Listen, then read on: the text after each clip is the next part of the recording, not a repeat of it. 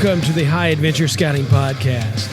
This is the source for all things high adventure for scouts, scouters, and anyone else interested in promoting high adventure trips for our youth. You can find all kinds of great high adventure options for your scouts at highadventurescouting.com. We are constantly updating the list of cool trips, and we want your input on your best trip. All right, welcome, high adventure enthusiasts. This is Rob Smith. We're excited, as always, to highlight a high adventure base on this edition of the High Adventure Scouting Podcast. Today, we are joined by Ben Pierce, Director for the Louisiana Swamp Base.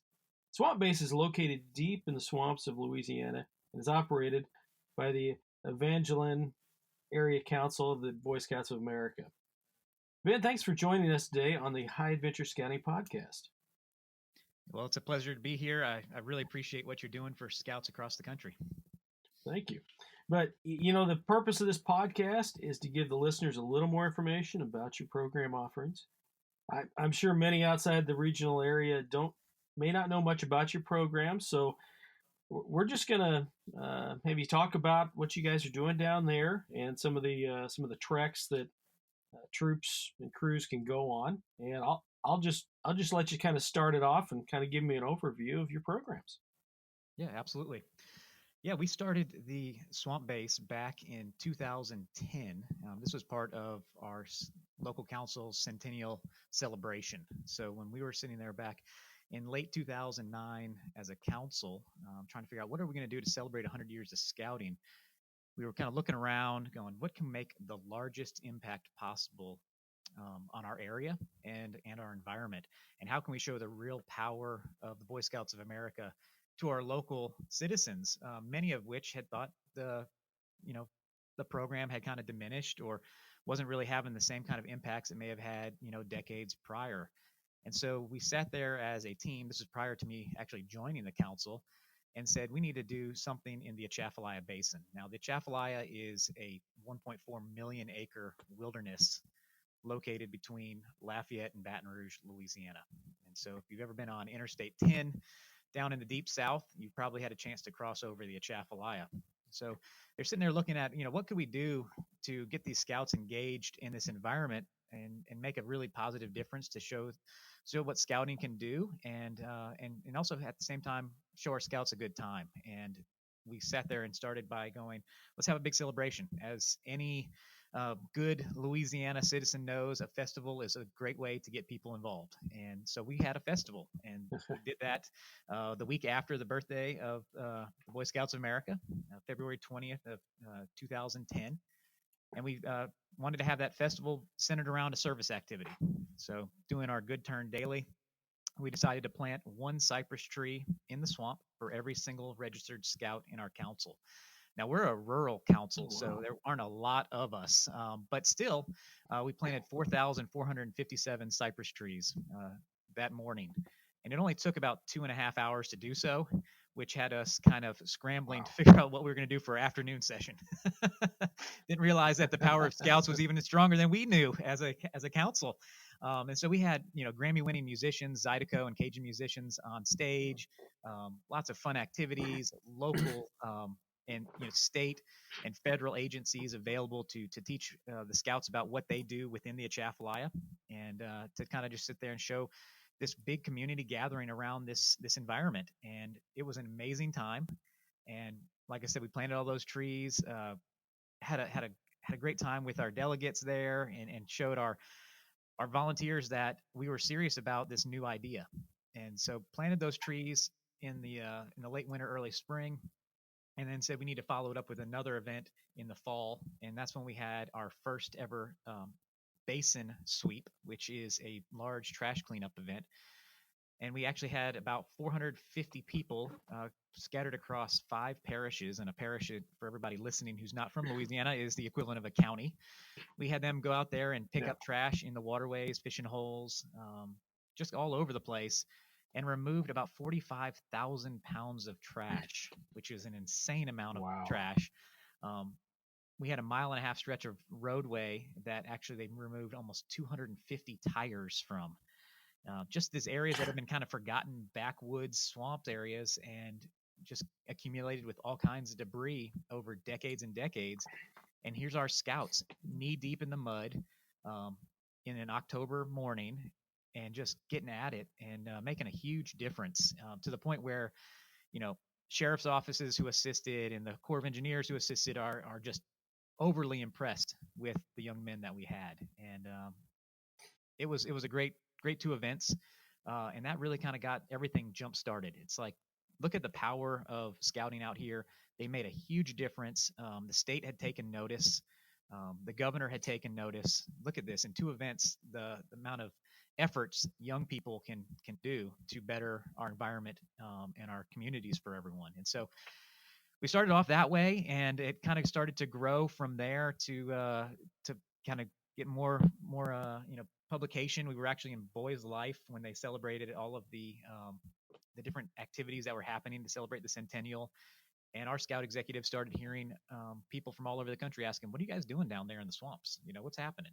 And it's like you guys are doing some excellent conservation activities. I mean, really getting large masses of people out there to do really good things. And um, at that same time, it was when if you had a TV with cable television, you probably saw a Louisiana-based reality TV show on there. So it would have been, Swamp People and Duck Dynasty and Oh, that's right. about a Yeah. about a dozen other shows that came and went um, that were focused on the swamps of Louisiana and kind of our different crazy culture that we have down here. And so the key demographic of people that are scouting age, 14 to 35 is the TV demographic. We're watching these shows and sitting in their living rooms all across the country going, that's really cool. How do I get down there? And it just kind of it's one of those things that we've said for a long time. This has been a fate type of project. We didn't look for this project. This project looked for us, and things just happened to align perfectly. And so we had all this interest nationally, right in that key demographic of high adventure scouts and people who had just gotten out of the program and may have been assistant scoutmasters or may have, be a scoutmaster, and they were just really interested in what we were doing here in Louisiana. And so before we knew it, we had transitioned from a conservation only project, which we had done for 3 years, to how do we pilot a high venture program? And we did so in 2012 with 10 brave. We call them brave because at the time nobody knew what was going to happen. Um, we didn't know if they were even going to survive. It was one of those type of situations. Like, let's go out there and pilot a high adventure trek. Let's get 5 days of paddling out in the country's most mysterious environment and see what happens. And so we did a quick little program and put it together and said bon voyage and hope to see him at the other end.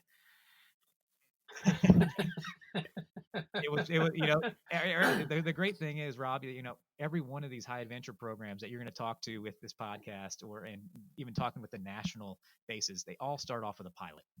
There's always that first group. Yeah. There's got to be somebody who's going to sit there and say, I'm willing to take the chance and take the challenge to go out there and do this. And I mean, that's with anything, anything great in this world, somebody's got to sit there and raise their hand and say, I'll do it.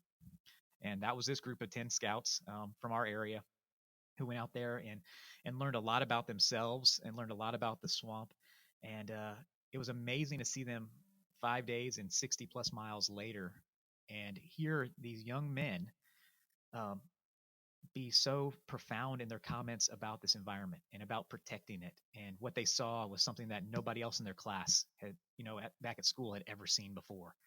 And so not only did they survive, they thrived in the Atchafalaya. And we said at that point, this is more than conservation. This is something that we can make a serious impact on this area, because we're not going to just have locals interested in coming out and picking up trash and planting trees. We're going to have people from all over the country want to come down here and recreate.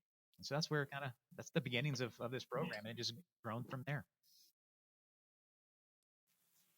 Well, that's awesome. I think the trash pickup thing is just, it always amazes me how much you can collect with those kind of things. So that's we do the same thing in our areas along the highways, and it's amazing how much you find just in the small area. So, um, Well, what kind of programs? I mean, you've got a couple different treks, but I'm interested in hearing. We've heard the kind of the beginnings of it. I'm interested in transition in it and hearing, when scouts and leaders and ventures come down there. What do they do? What kind of treks do they go on? What kind of things do they see on these So treks? the Atchafalaya is one of the country's most, I guess, secretive type of paddling environments. At the same time, probably one of the best paddling environments that they have out there, because we have such a diversity within a swamp. A lot of people immediately have an image, and I'm sure the listeners right now have an image of what a swamp is right now, based on what they've seen on TV or read about. And it's so much greater and larger than anything that they could imagine. And so our treks are all aquatic based. I mean, duh, right? We have to be because we have a huge 1.4 million acre wetland, and so they're paddling. The two treks we offer are 61.6 miles is our Trek One, and our Trek Two program is 75 miles, and it's getting out there, and really it's challenging yourself and seeing something different that you aren't used to, getting out of that comfort zone that so many people find themselves in on a day-to-day basis, and trying to teach them an appreciation, just like we did with our local scouts. Teach these people from all over the country an appreciation for what swamps are and their incredible value to our country. I my little background, just on a side note, I was only a tiger cub, and somehow I find myself as the director of a high adventure program, and it's because I have a profound love for my state, and for the outdoor environment. And I get the chance to use the vehicle, which is the Boy Scouts of America, every single day to improve my state. And that's the big reason why we do this. We love scouts, and we're scouting, council. Um, but scouting is way more than just going out there and earning merit badges and hanging out with your buddies. This is a chance to set people up for life, and create their own, help them create an opinion that is positive about places, or an opinion where they have to, go out there and make a difference. And I love scouting for that, and that's what our program likes to teach them. Um, the two programs, as I mentioned, Trek One being the 61.6 mile trek. That was our original program that we started back with the pilot in 2012, and have been running every summer since. We just completed our seventh official summer, with opening it up nationally, and we've had scouts from 40 states attend. Um, the idea with Trek One is to give them really, I mean, we down here we have these things called seafood platters. It's basically a little bit of everything. You get some crawfish, some oysters, some shrimp, some crab, a little bit of everything right there on the plate. It's all fried, of course, Mhm. and that's what Trek One is. Of course. It's our seafood platter. It's giving you a little bit of everything that you'd want to do and experience in a swamp, from staying on houseboats, to riding airboats, to fishing, to paddling, um, to getting muddy. I mean, swimming. There's so many cool things, and a lot of fun that you can have out there, and that's what we do with Trek One. It encompasses everything that you'd want to go and feel like you had a really well-rounded Louisiana swamp experience. Trek Two, on the other hand, we've only been running for a few years. It's a lot harder. They're both challenging, but Trek Two is all about, is a lot more aligned with what you would find at Northern Tier, but more in a southern type of environment. So it's packing everything in and out. It's boiling your water or filtering your water. Um, it's sleeping and setting up camp every night. And in our case, we do, instead of tents, we use jungle hammocks to do so. So it's a lot more of a primitive type of experience. Where Trek One, Mhm. you're going to get a couple of those kind of creature comforts, like the houseboats and some of these other locations.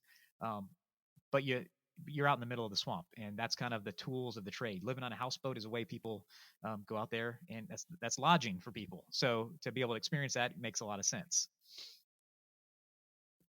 But both of them are super diverse, and really go through some amazing cypress swamp environments. You're going to see different types of wildlife in both of them, all kinds of birds, of course, the reptiles, that stuff too. Awesome. Now, uh, are most of the crews and troops that come down? are they a part of the same troop, or do you have combined crews from different troops, or how does that part of it, like provisional type things? Do you do those kind of things, or how does that work? Yeah, the majority of our participants are going to be from troops, crews, or ships, and their a crew size is generally 8 to 11 people. You've got to have a minimum of 2 adult leaders within that number, and no more than 50% being adults because we want to make sure it's a scout Right. troop uh, program. But we do have a provisional as well. So those who aren't unable to get everyone together, we put strangers together from across the country on a couple days each year, and they go out there and venture through the swamp together. But the primary, and I'd say 95% of our participants are coming from the same unit. We prefer it ourselves just from, and as I'm sure others would as well, because they can do all the trainings, understand everybody's skill set prior to getting here. So there's a lot more understanding of how the team will work together. Where provisionals, you're putting everything kind of just together, seat of your pants kind of thing, and you're hoping that everybody gets along, and you're hoping that the personalities, don't clash, and you're hoping everybody's trained and have the same abilities, so that way they can all enjoy the participation together. But we offer both that way, whether it's all one unit or if it's multiple units coming together to make a contingent group. We're happy with that as well, just as long as everybody's registered within the BSA. We don't really have any you know regulations that prevent us from allowing somebody from a venturing crew to join in with the troop. Right. Just as long as the youth protection is met and the trainings are all done, the certifications are all completed, then they can participate. Right. Is there a minimum maximum size for the crews? So we actually first off, each scout has to be at least 13 years old by the date that they arrive. So a lot of crews will determine what their starting date is based on when that youngest scout will actually turn 13. And so if that young one turns 13 on June 6th, they'll be right there. If it's not until July, they'll wait until a July trek. Um, but the crew sizes are 8 to 11 again. But we start 2 crews daily, and that allows a unit to be able to put not just 8 to 11 people, but 16 to 22 on the water, and that's really awesome for these crews that are coming down from units that are really large and have a lot of interest in coming to the swamp. And they can recreate and paddle out there together if they so choose. They can, of course, be separate. But regardless of what they do during the day, at night, they'll always be at the same overnight location. So we'll have them, arrive into the houseboats that evening so they can really, enjoy that fellowship of being on the houseboats together or at some of our primitive islands. Right, right. Well, what kind of staff do you have during the season? And I guess to jump onto that, when a crew goes out, do they go out on their own, or do they have somebody from Swamp Base with them, or what's the line out of how you guys do that at Swamp Base? So, if I compared it to Philmont and Northern Tier, Philmont has the Ranger system, which go out for a couple days and then they go back to base camp. Northern Tier uses interpreters who go out and stay with the unit the entire time. We've followed that Northern Tier method. Again, it's one of those things where we want to make sure we have a trek guide who joins with that scout unit the entire time out there. That way, they have a chance to have somebody who has some firsthand knowledge of the area, be able to reassure them. Again, there's so many misconceptions about what swamps are and these supposed dangers of this area, and so having somebody there to help out, with when there's questions or concerns, they can at least help to alleviate those for them, as well as help them with navigation. Unlike going out into the mountains where you can kind of see a pinnacle off in the distance and say, regardless, we need to be heading this bearing, and that's our destination. We can see it; it's up there. The swamp, it's flat. You're surrounded by trees, so there's not really long, expansive views until you get out onto some of the lakes. And so if you're twisting and turning through the bayous, it's easy to get, kind of disoriented. And that's where the guide comes in there and can provide some additional assistance with helping them understand the maps and how to find their way through the area. Well, that's that's good to hear. I wondered about that myself. That's a little difficult navigating when you don't know where you're going. It's very difficult. We all know the major high adventure bases around the country, and they offer some awesome programs. Have you been searching for a cool alternative from your typical high adventure trip? As a scout leader, I want to give our scouts some great alternatives. You need to check out highadventurescouting.com. You'll find information on over 30 different council high adventure bases in 24 states. Maybe you're looking for a do-it-yourself option and need some ideas. Maybe you've taken a great trip and you want to share your good fortune with your fellow scouts and scouters. Just send us the details and we'll publish your trip. Whatever your interest, highadventurescouting.com is the one-stop shop for all things high adventure. That's highadventurescouting.com. What's the cost per? Is it per person, per crew? How do you guys run that in your area? Yeah, we break it down as a cost per person. Though when you're paying as a lump sum for your entire crew. Before booking, there's a $500 non-refundable deposit that holds the date for you. And so if you had two crews, it's $500 per crew, so that'd be $1,000. And then each scout, the price is $650 a person for crews that are of 10 or 11 people, and it goes up to $700 a person if you have a crew of only 8 or 9. So you get a little bit of a cost savings if you can get more people here. And for us, of course, we want more people to see the swamp. So the more people that you have, the better, because we want those people carrying that flag back upstream to wherever they're from to be able to, share their newfound love for this area. So it's $650 again for the larger crews, $700 for the smaller. If you have less than the minimum 8, it's just you pay basically for 8 people. So that's the most cost prohibitive version of it. But some people have to do that when people drop out. Um, our costs include all of the gear that you have. So we have paddles that are carbon fiber shaft, kayak paddles. We actually use kayak paddles. That's a whole other conversation, probably, Rob. We could have a whole other podcast on using kayak paddles with canoes versus a regular single blade canoe paddle. So you get your paddle, your PFD, the canoes for the week. All of our lodging that we have from when you get to Lafayette and when you're leaving to go back home is taken care of by us. It includes an airboat ride when we're out there in the swamp, which is a lot of fun. Yeah.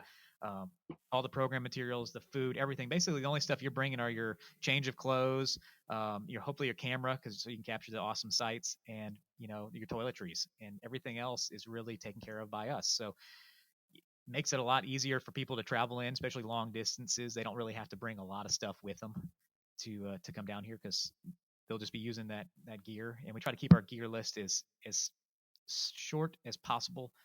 So that way people can participate. We don't want to have this gear list that's so expansive that it costs people, twice as much to participate as, just to find their gear. Oh, absolutely. And some of the high adventure bases I've been to in programs, it is. And there's a lot of stuff you have to get that you won't always use again, or won't use quite as much as some of the other scout equipment you have. So that was one of the questions I always ask is, do you have to, what do you have to bring with you? What do you provide? And that makes a big difference on whether you're going to come. So where do most of the troops and crews and I forgot about the ships coming down there. I shouldn't forget them because they're pretty active. But what kind of geographic area do you see groups coming from? So I think this kind of goes in line with what our local scouts do. So our local scouts like to go and see other areas of the country. So those in the Evangeline Area Council want to go to the Carolinas and go to the mountains there. They want to go to the Rockies. They want to go see different terrain than what's in their backyard. So we actually get our fewest number of participants are actually from our own area, and that makes a lot of sense because they want to go somewhere else. So we get most of our scouts, like I said earlier, 40 states have come to visit us since we opened it up nationally in 2013. Honestly, those scout states that we haven't had anybody from are those that are kind of the least populated, or the ones that are the furthest away. Like we haven't got anybody from Alaska or Hawaii. Wyoming doesn't have an incredible number of people. Yeah.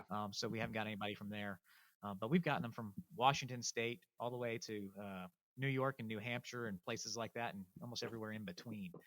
So I wouldn't say there's like a major geographical area that's our best, but if I had to pick one, it would definitely be Texas, just because of the huge populations just to our west, with Right. the Houston, Dallas, Austin, and San Antonio areas just being, mega cities. But we really have gotten some of our biggest interest lately over the last couple of years from the state of California. Huh.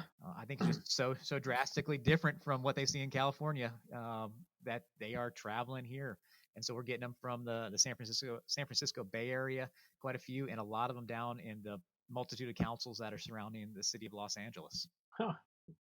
That's awesome. I can understand, not wanting to look at things in your backyard because you see it every day. I mean, I live in the St. Louis area and I pass by the St. Louis Arch a couple times a day. I don't even think about it anymore, but everybody coming in town wants to see that. I think that's probably pretty typical for somebody coming down to Louisiana. Well, I want to see the swamps, So I think every time I've been to the Everglades, I take a go out on a airboat ride, see the alligators and those kind of things. So Well, so and I that's can understand that. That doesn't surprise me. So, Well, and that's the number one draw right there. You just mentioned it, alligators. That's what everybody wants to see when they come yeah, down here. They want to see alligators, and that's that's right. one of our it's one of the biggest questions that we have. And we have four main questions that I would say are they're, not only are they frequently asked. I mean, they are like chiseled in stone. It's like those four ones that you get every single time.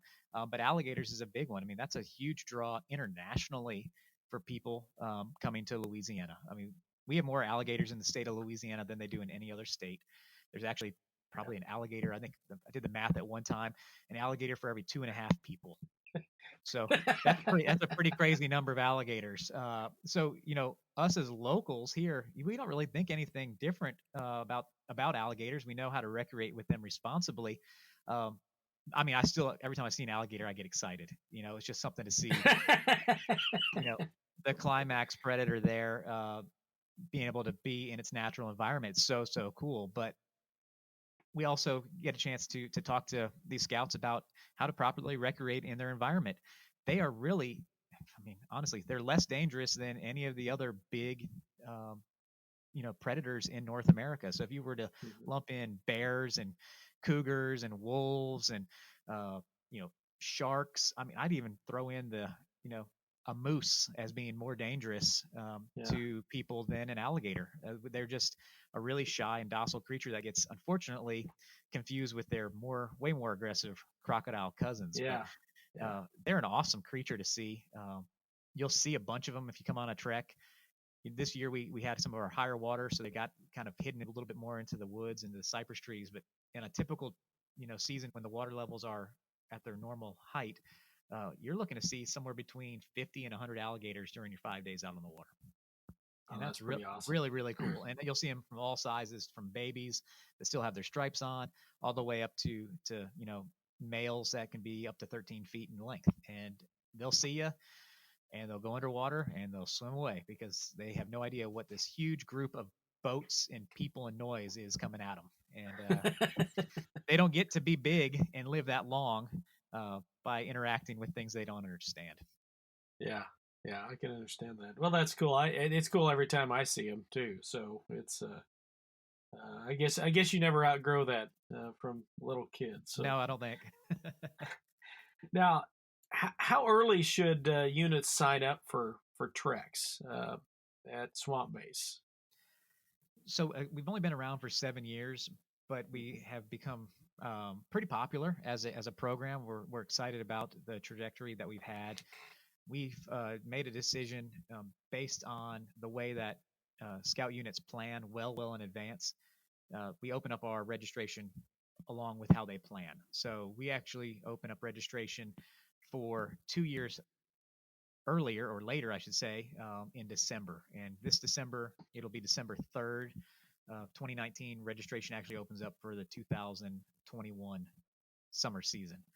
And so that way, there's plenty of time for scouts to get their interests together, start the planning, the fundraising, all the things that they need to in order to book. We aren't booked out though for 2020. We still have a couple dates available here and there. So we'd love to be able to sell that thing out, especially since we just came off of being in Boys Life in the October issue. We're on the cover of Boys Life. So that was really great. So we're hoping that we end up selling out again here in 2020. So if there's anybody who's looking for last minute type of treks, we can probably still accommodate you depending on what time of the summer you'd be interested in. Awesome. Awesome. Well, what have we not covered? I mean, what kind of interesting facts that we didn't even talk about that you might want to mention? So I get a chance, Rob, to go all over the country talking to scouters. I've been in Florida, Georgia, Tennessee. I was in Ohio. I'm in Texas a lot. I'm all over the place talking with scouts and leaders. And so I want people to understand that their concerns that they have about the swamp, because I know I hear it all the time. People when they don't understand something, they have a lot of fear about that thing or that place. And swamps are one of those places that people don't often go and find themselves recreating in. It's just for some reason or another, we sit there and as humans have gone, swamp equals no, but beaches equal yes.